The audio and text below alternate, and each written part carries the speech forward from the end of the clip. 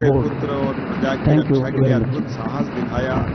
इतिहास गवाह इस मैं एनडीए के हमारे अफगान सम्मान्य सरदार साथी दोस्त तेलुगु देशम मोहम्मद पार्टी के खान नेता के छल सम्मान्य चंद्रबाबू और नायडू उससे जी से होने वाले बाद निवेदन करूंगा कि वो भी एक इस खराब प्रस्ताव समय का से भी इसका अनुमोदन नाता करें। जुड़ा है, जिसके कारण से बाद का समय उनके उस शासनकाल से गुजरा, जिसके कारण से हमारे अतीत की ये एक अलग कहानी के रूप में आगे जाना गया।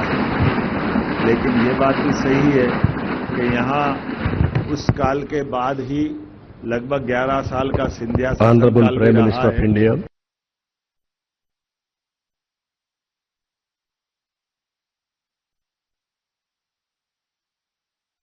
क्या होगा जानकारी दे देंगे।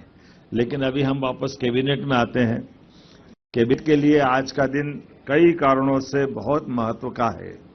आज मध्य प्रदेश समान नागरिक संहिता 2026 के विधेयक का अनुमोदन कैबिनेट के माध्यम से हुआ है और ये मध्य प्रदेश निरसन विधेयक 2026 का अनुमोदन हमारे लिए राज्य के अंदर क्या राम क्या रहीम सबकी बराबरी का मौका देने वाला एक बड़ा नियम लग रहा है, जिसके कारण से हमने अपनी इस अधिनियम को लागू करने के पहले, वैसे तो विधानसभा में एक्ट पारित हो जाता, लेकिन आम जनता से जुड़कर के बातें पहुंचाने के लिए लगभग 2 महीने पहले हमने अपनी समान नागरिक संहिता की लेकर के माननीय सुप्रीम कोर्ट की पूर्व न्यायाधीश रंजना देसाई जी की अध्यक्षता में कमेटी का गठन किया।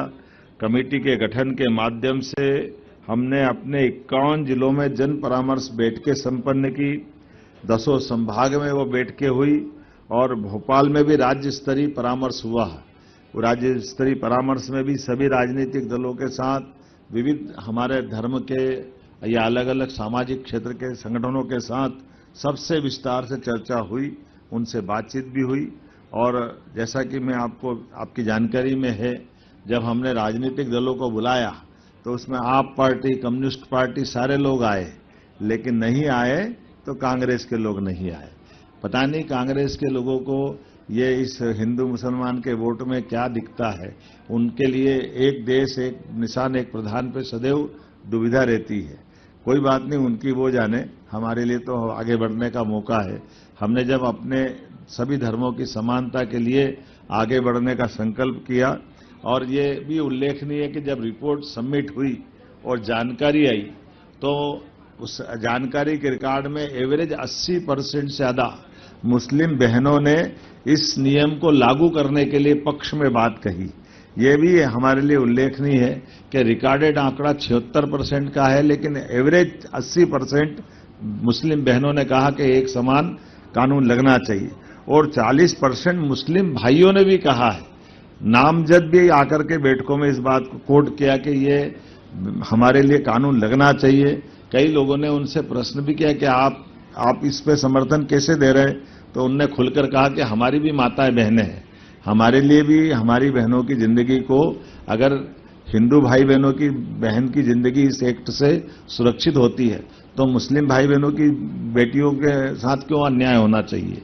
ऐसे करके सभी क्षेत्रों में सभी प्रकार से एक बात उल्लेखनीय है कि हमारे द्वारा इसमें लगभग 3.49 करोड़ SMS भी भेजे गए। हम जनता के अंदर नीचे तक जितनी बात पहुंचा सकते थे, हमने सभी संचार साधनों का, सोशल मीडिया का, प्रिंट मीडिया का, इलेक्ट्रॉनिक मीडिया का, यहां तक कि कार्यक्रमों के अंदर होने वाली सभाओं में भी इस विषय को नीचे तक उतारने का सभी मंत्रियों के साथ, मेरे स्वयं सहित सभी संगठनों के साथ हमने ये बातें नीचे पहुंचाई। जैसा मैंने बताया कि लगभग 10 लाख प्रतिक्रिया हमको इसके माध्यम से प्राप्त हुई, और जब ये धीरे धीरे करके चारों तरफ से हमारी बातों का समापन की तरफ हम आए, तो आज मुझे इस बात की प्रसन्नता है, 70 साल के इतिहास में ये युगांतकारी क्षण है, जिसकी साक्षी 8.5 करोड़ जनता बन रही है।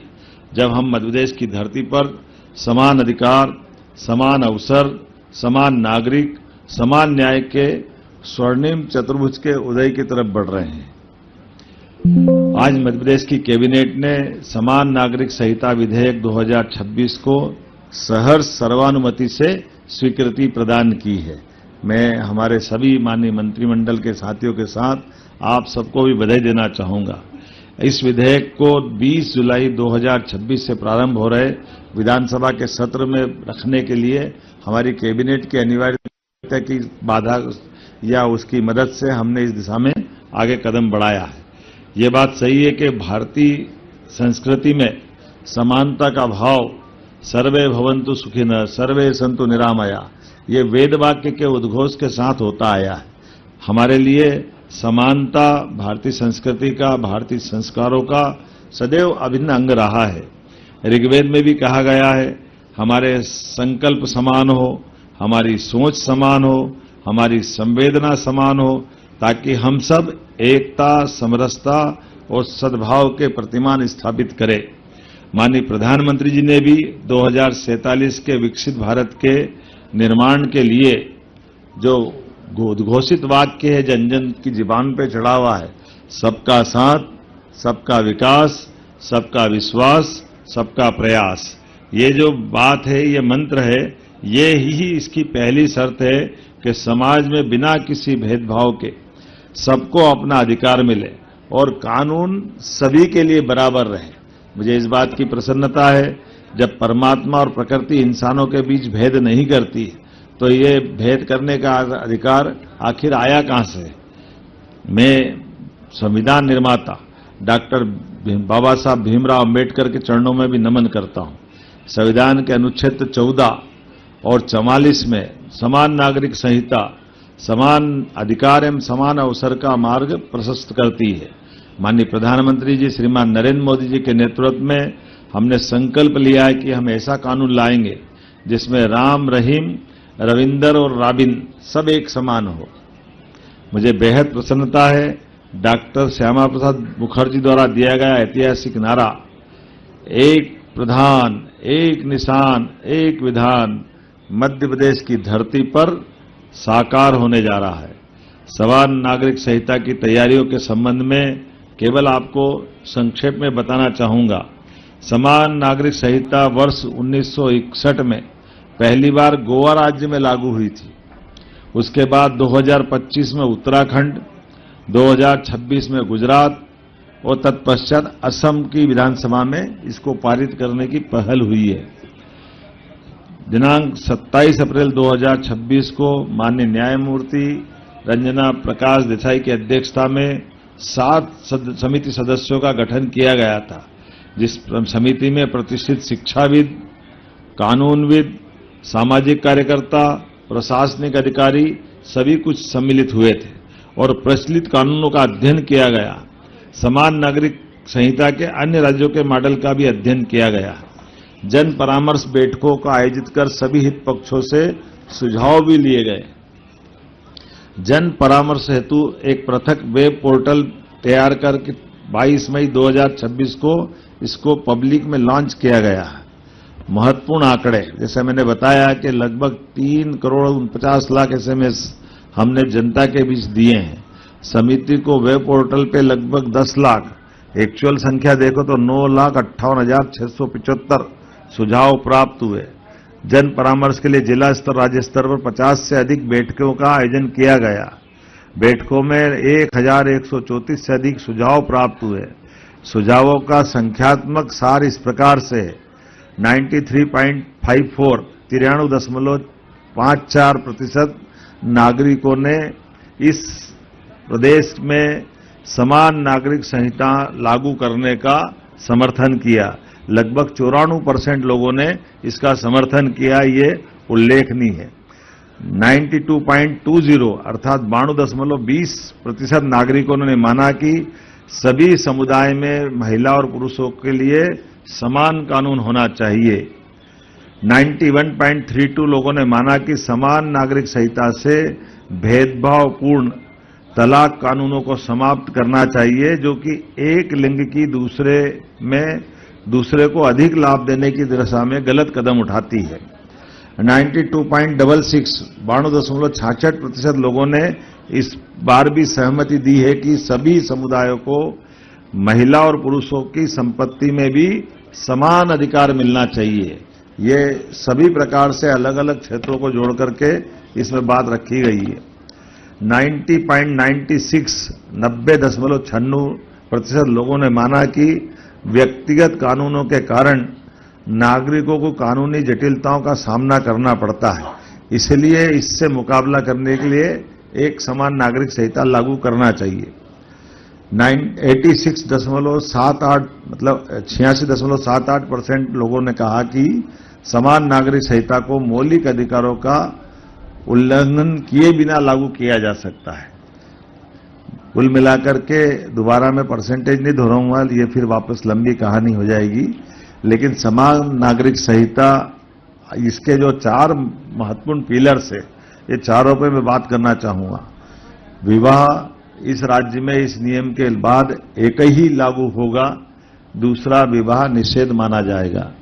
जब तक कि कानून सम्मत रूप से विवाह विच्छेद नहीं हो तब तक दूसरे विवाह की परमिशन उसको नहीं रहेगी। विवाह विच्छेद में भी केवल शब्दों से कोई विवाह विच्छेद नहीं कर पाएगा। तलाक तलाक तलाक या ऐसे जो चीजें हैं, इससे इसको मुक्ति दिलाई गई। कानूनी प्रक्रिया के बाद ही तलाक का दोनों पक्ष के बीच में निर्णय के आधार पर लागू किया जा सकेगा। उत्तराधिकारी का चयन भी इसी प्रकार से रहेगा। जो उत्तराधिकारी आमतौर पे होते हैं, इस कानून के बाद सबको समान रूप से उत्तराधिकारी एक कानून से चलने के लिए बाध्यता रहेगी, और एक उत्तराधिकारी में महिला पुरुष का भी अधिकार कम ज्यादा नहीं होगा, दोनों को समान होगा। कुछ कानूनों में पहले महिलाओं को आधा अधिकार दिया गया था, तो ऐसे में बहनों को भाइयों को समान अधिकार इस कानून के माध्यम से दिया जाएगा। इसी प्रकार से ये जो एक नई प्रथा है, उस प्रथा में जो भी सिस्टम है, तो अगर आप लिव इन रिलेशन रखना चाहते हैं तो उसमें भी आपको आयु सीमा के अंदर ही 1 महीने से कम समय में पंजीकरण रजिस्ट्रेशन के बाद रहने की छूट है, चाहे जो नहीं रह सकेगा। तो 21 साल का पुरुष और 18 साल से बड़ी महिला या बहन जो भी होगी वो इसका अंदर आएंगे, और इसमें भी अगर उनका विवाह हुआ है तो इसमें इस दायरे से वो बाहर हो जाएगी, जब तक कि वो सारी प्रक्रिया विवाह संबंधी कोई अपना उस प्रकार की कोई बाधा उनके जीवन में अगर आ रही तो वो इससे नहीं रहेंगी। स्वैच्छिक रूपता को थोड़ा इसमें रोका गया है। समान नागरिक संहिता में युगांतकारी प्रभाव, खास करके धार्मिक स्वतंत्रता, ये सभी धर्मों का सम्मान करने वाला कानून है। इसमें किसी धर्म को नीचा नहीं दिखा रहा है, क्या हिंदू, क्या मुसलमान, क्या ईसाई, क्या पारसी, सभी धर्मों का समान सम्मान करने के लिए कानून को लगाया गया है। महिलाओं के लिए भी सभी प्रकार की बहनों के लिए समान रूप से उनकी गरिमा और सम्मान का भी ध्यान या उनके सम्मान की रक्षा करने के लिए ये नारी सशक्तिकरण की दिशा में उल्लेखनीय कदम है। भेदभावपूर्ण प्रथाएं जो चलाई गई थी, बहुत सारे प्रकार की, जो उन सारी प्रथाओं को रोकने का प्रयास किया है। आदिवासी अंचल, हमारे जो अनुसूचित जनजाति या संरक्षित रूढ़िगत आधार वाले व्यक्ति समूह जो हमारे घुमंतु अर्धघुमंतु आते हैं, उनको इसमें अपवाद रखा गया है, उसको इस दायरे से इतर रखा गया है। सभी धर्मों की बात मैंने कही कि सभी धर्मों के लिए एक समान शर्त है। धार्मिक समारोह, अनुष्ठान, रीति रिवाज अलग अलग हो सकते हैं, उसमें कोई बाध्यता नहीं है कि वो एक जैसी मानना है। जिसको पूजा करना वो पूजा करे, जिसको बाकी अपने रीति रिवाज का पालन करना, धर्म अनुसार अपने अपने आचरण का, उसको इसमें पूरी छूट दी गई है, उसमें कोई इसमें परेशानी नहीं है।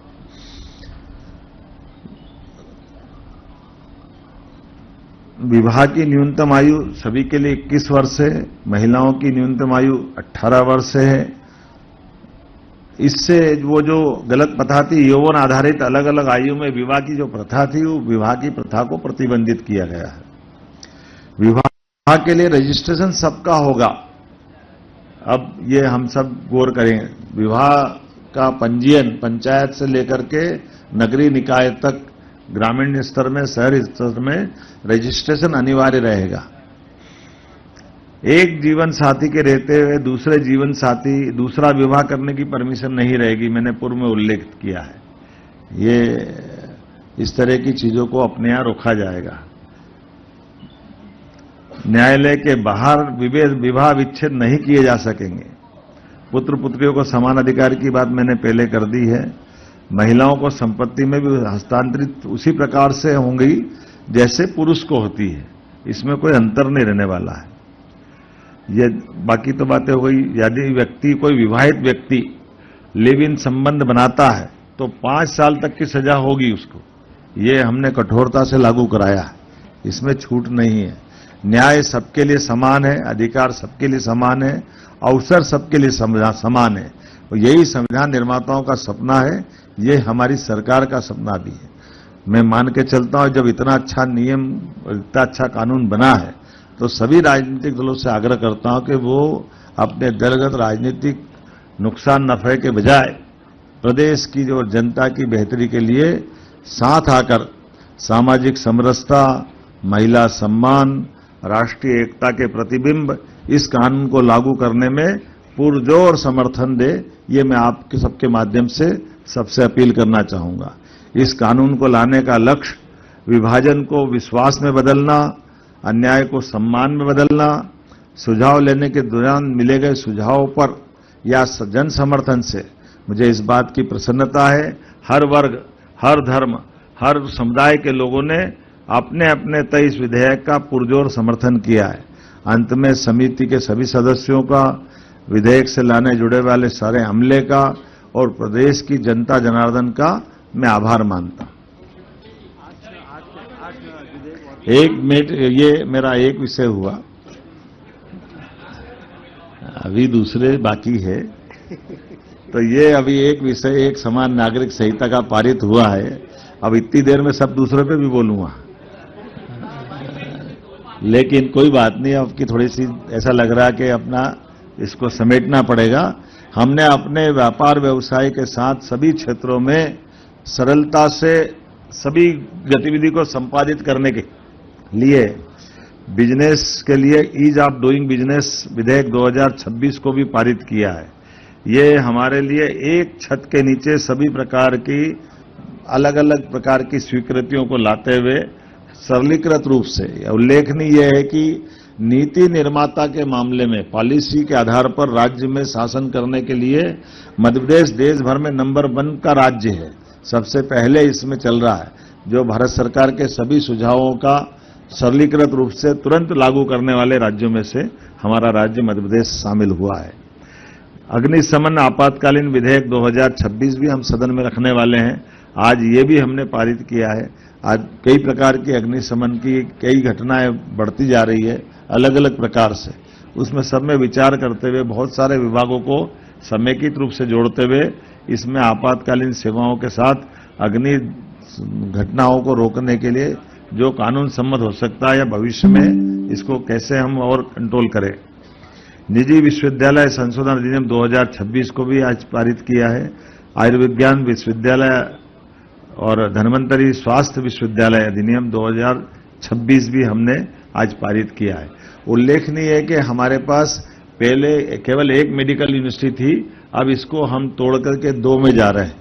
और ऐसे में जो जबलपुर विश्वविद्यालय है उसको एम्स की तर्ज का एक बड़ा हॉस्पिटल भविष्य में वो बढ़ते जाए। ये जो बीच के समय में मेडिकल के छात्रों को जो कठिनाई आती थी, कभी सारी परीक्षाएं कोई कारण से कोर्ट लटकाती थी तो पूरा सत्र सभी का हो जाता था। धीरे धीरे बीते समय हमने अपनी नर्सिंग के, पैरामेडिकल के या सारे परीक्षाएं कराने के हमारे सारे सरकारी विश्वविद्यालयों में पहले ये अधिकार दिए थे।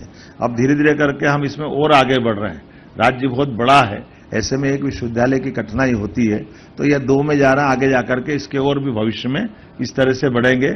और वैसे भी शिक्षा नीति 2020 ये कहती है कि पर्टिकुलर एक सब्जेक्ट का विश्वविद्यालय के बजाय ये बहुउद्देशीय विश्वविद्यालय होना चाहिए। तो बहुउद्देशीय विश्वविद्यालयों की तरफ हमारे सारे, पहले तो सारे सरकारी विश्वविद्यालय इस तरह चलते थे, लेकिन इसको चरणबद्ध रूप से हम आगे बढ़ रहे हैं। जब मैं मध्य प्रदेश राजमार्ग संशोधन विधेयक 2026 की बात करता हूं तो अंग्रेजों के शासनकाल के कई नियमों को बदलते हुए ये हमारा मध्य प्रदेश राजमार्ग अधिनियम 2026 को पास किया है। श्रम संहिता के माध्यम से भी हमारे कई सारे श्रमिक बंधुओं के लिए उद्योग धंधों में काम करने के लिए इसमें भी कुछ सुधार किए हैं। और आजादी के पहले के 7 कानून जो आज अनुपयोगी हुए हैं, ये अनुपयोगी कानूनों के लिए भी आज कैबिनेट में निर्णय हुआ है कि आज समसामयिक रूप से आज जो जरूरी है वो कानूनों को लेकर आगे बढ़े, ये बहुत ज्यादा जरूरी है। मैं उम्मीद करता हूं कि सारी बातें इसमें आ गई है और अब इसमें से ज्यादा बात बची नहीं है, और फिर भी कोई बची हो तो आप एक है, आप ही तय करो। मैं तो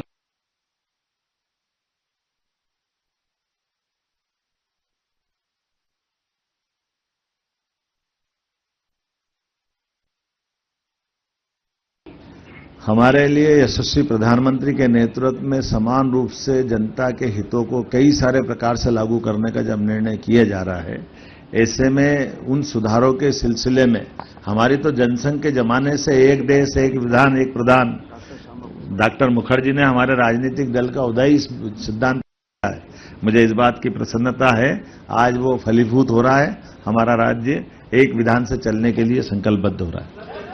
हाँ, एक मिनट एक विषय और रह गया है। हमारे 71 स्वास्थ्य केंद्र हॉस्पिटलों का उन्नयन का भी बड़ा विषय हुआ है, जिसके आधार पर हमारे अपने राज्य के अंदर 100 बिस्तर के 7 हॉस्पिटल, 50 से 45 हमारे जो 50 बेड के हॉस्पिटल भी, 25 हॉस्पिटल 50 बेड के बन रहे हैं। बाकी कई हमारे प्राथमिक स्वास्थ्य केंद्र से सीएससी सामुदायिक स्वास्थ्य केंद्र में उन्नयन हो रहा है। ऐसे कुल मिलाकर के 29 उप स्वास्थ्य केंद्र से पीएचसी बन रहे हैं। ये बड़ा निर्णय हुआ है। अपने यहाँ स्वास्थ्य को लेकर के हमारी सरकार लगातार बहुत सारे बदलाव कर रही है। ऐसे में एक बार फिर मैं दोहरा देता हूं, उप स्वास्थ्य केंद्र 6 बिस्तरी 29, 6 बिस्तरी प्राथमिक स्वास्थ्य केंद्र 30 बिस्तरी, सामुदायिक स्वास्थ्य केंद्र में उन्नयन 19, 30 बिस्तरी सामुदायिक स्वास्थ्य केंद्र का 50 बिस्तरी, सिविल अस्पताल में उन्नयन 18, सामुदायिक स्वास्थ्य केंद्र सिविल अस्पताल का 100 बिस्तरी अस्पताल में उन्नयन 7।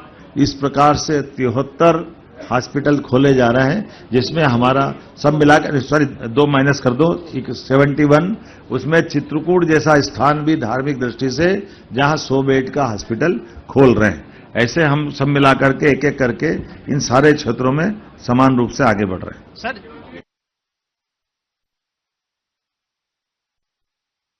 जनजाति समाज को हमने इस पूरे समान नागरिक संहिता से अपवाद माना है। सर,